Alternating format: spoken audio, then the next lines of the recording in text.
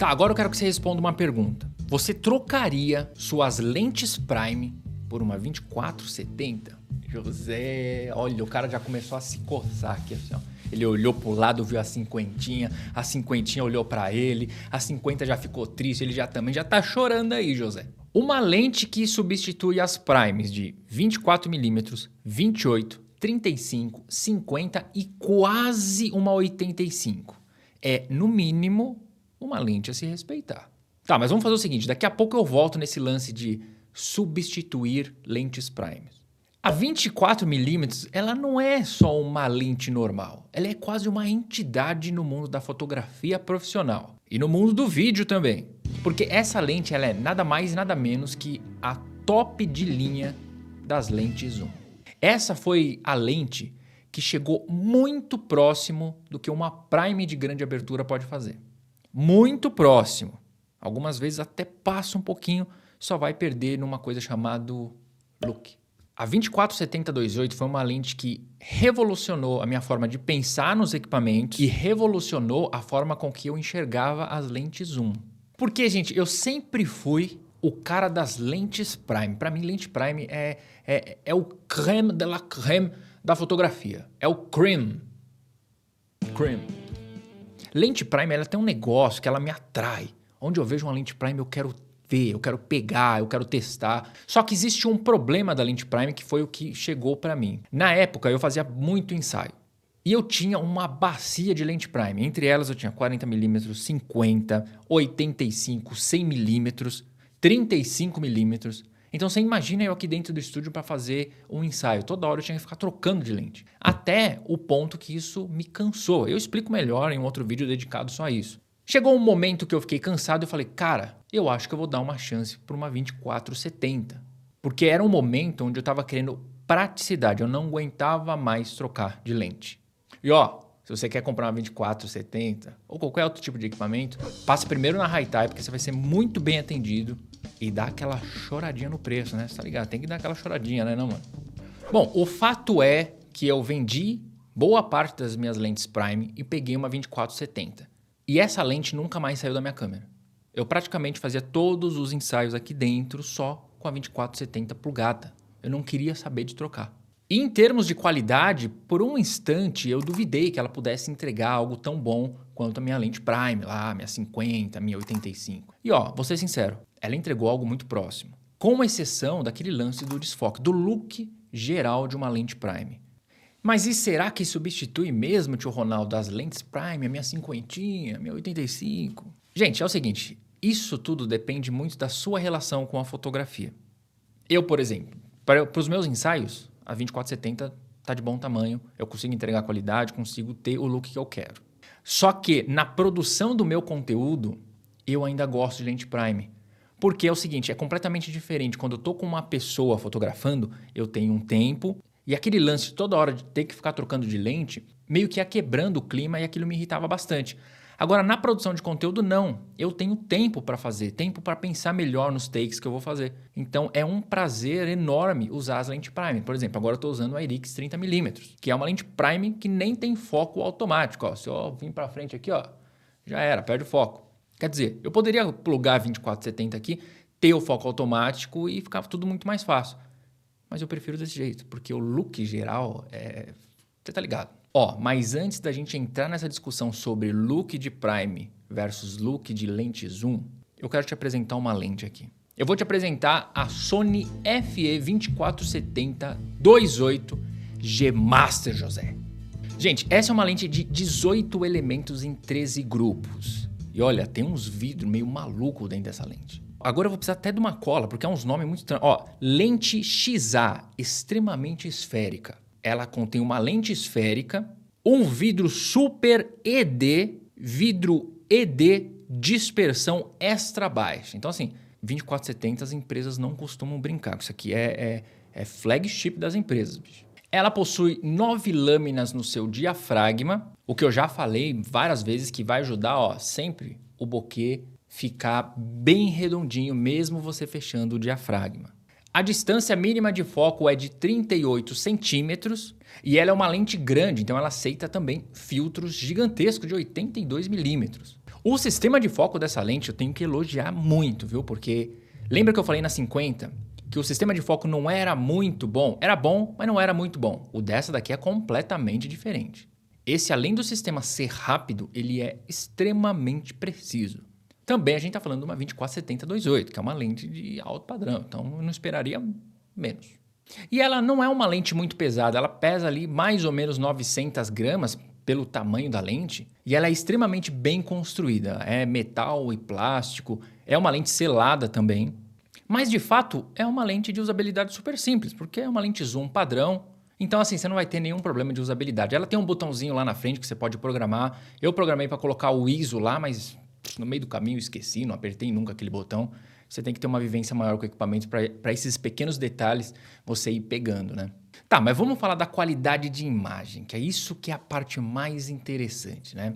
Gente, o que eu vou falar agora sobre qualidade de imagem vai servir para toda a extensão da lente, né? Eu fiz teste em 24, 35, 50, 70, então ela permaneceu igual para todas as milimetragens. Então se liga. Já em abertura máxima, você tem o centro do quadro perfeito, super nítido. Indo ali para as bordas, perde bem pouquinho. Perde muito menos do que outras lentes que eu já vi.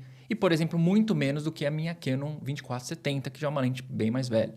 A perfeição dessa lente você vai chegar em f4, onde a vinheta não vai existir mais, onde a nitidez vai estar de ponta a ponta do quadro. O que não permanece igual é a distorção.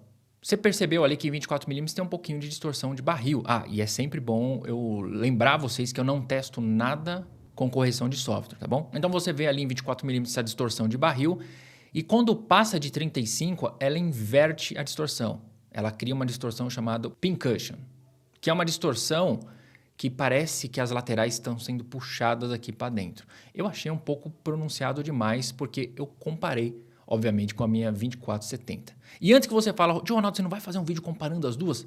Sim, vou fazer, mas vai entrar mais uma na jogada.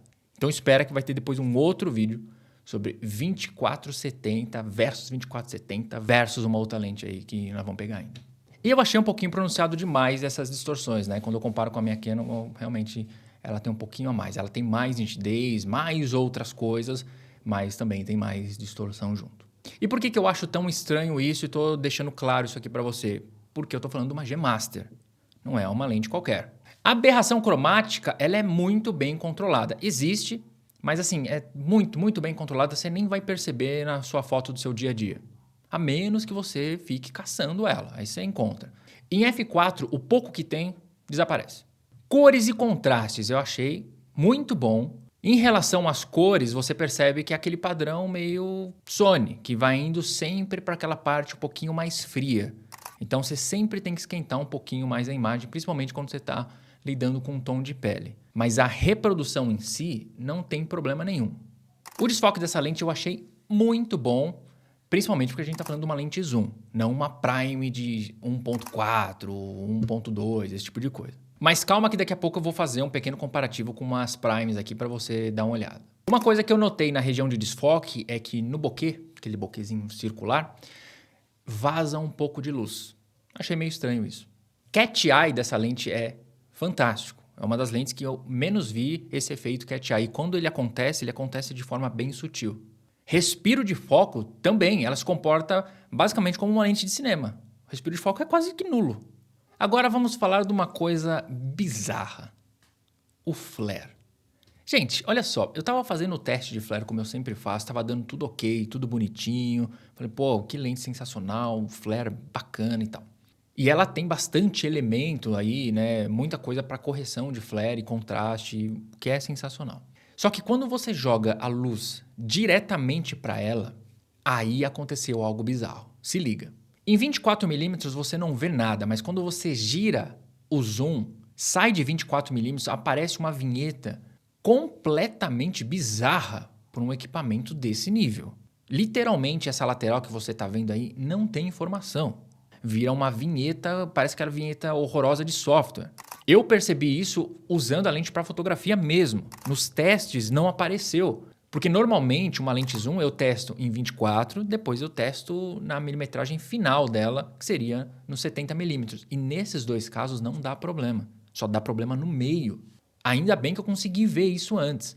E a única palavra que eu posso dizer para vocês é bizarro numa lente G Master. Eu acho que agora eu tô começando a entender o porquê que a Sony removeu essa lente do mercado e já logo em seguida já colocou a versão 2. Existe solução para isso? Sim. Você tem que fechar o seu diafragma TF4. Ou não ter nunca uma luz assim forte no fundo.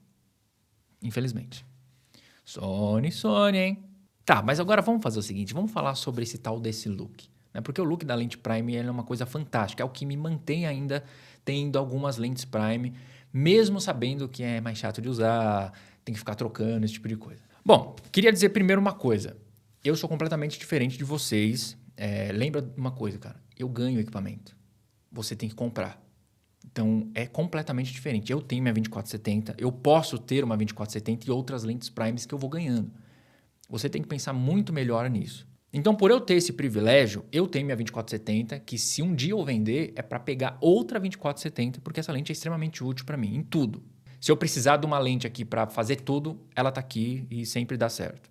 Agora eu vou fazer um comparativo que é o seguinte, eu vou pegar duas lentes Prime de alto padrão, que é a que eu tenho, que é essa IRIX 30mm e a IRIX 45mm, vou igualar ali as milimetragens e vou fazer um teste e vou mostrar para você. Nesse momento você está vendo a imagem da 2470 da Sony em 30mm na abertura máxima de f2.8. É uma imagem muito bonita. Você percebe um pouquinho mais de azul. Se você não está percebendo ainda, é porque você não viu ainda a imagem da IRIX. Agora você está vendo a imagem da IRIX 30mm na abertura máxima dela, que é de 1.5. Você percebe aí que a IRIX, primeiro que a IRIX ela vai para um caminho mais quente da imagem. A Sony, lembra que eu falei para vocês? É o mesmo sensor, gente. A única coisa que é diferente aí é a lente.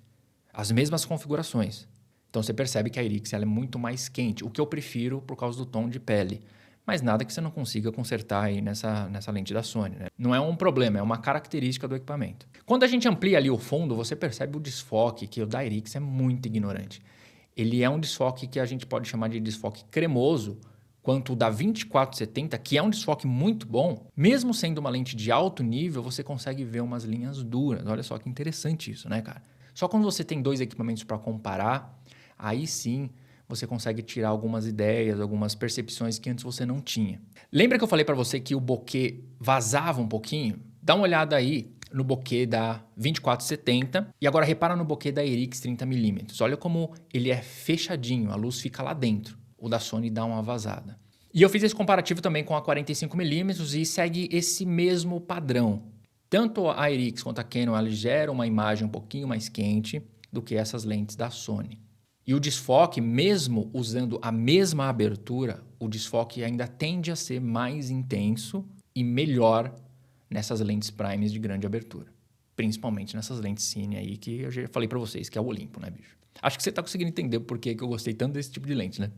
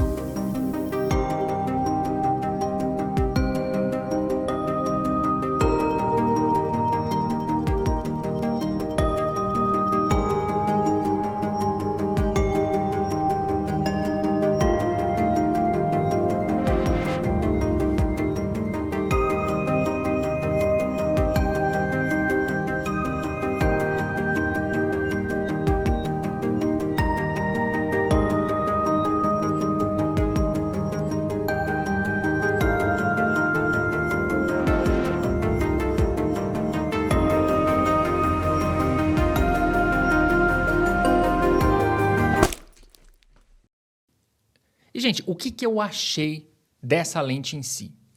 Existem coisas nessa lente que eu adorei. Nitidez é uma delas, velocidade de foco e construção. Sensacional. Agora, realmente, o que me pegou foi aquela vinheta esquisita. Isso realmente... Ó, distorção eu deixo passar, porque a distorção você só vai perceber quando ela é num excesso ou quando você tem alguma coisa para comparar do lado.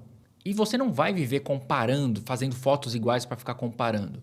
Essa vinheta estranha, esse flare esquisito numa lente de altíssimo padrão que nem essa, cara, isso é meio inexplicável. Isso é bem esquisito, pra falar a verdade. Mas é o seguinte, a história dessa lente aqui nesse canal ainda não terminou. Porque eu vou produzir um vídeo de batalha de 24-70. Esse vídeo vai ser interessante. Vou colocar minha Canon véia versus essa daqui e talvez mais uma lente aí surpresa. Calma, calma, pra gente fazer essa batalha. Vai ser legal esse vídeo. Então é isso, meus amigos. Não esquece de se inscrever no canal, deixa aquele joinha, levanta sua mão aqui, ó, e fui!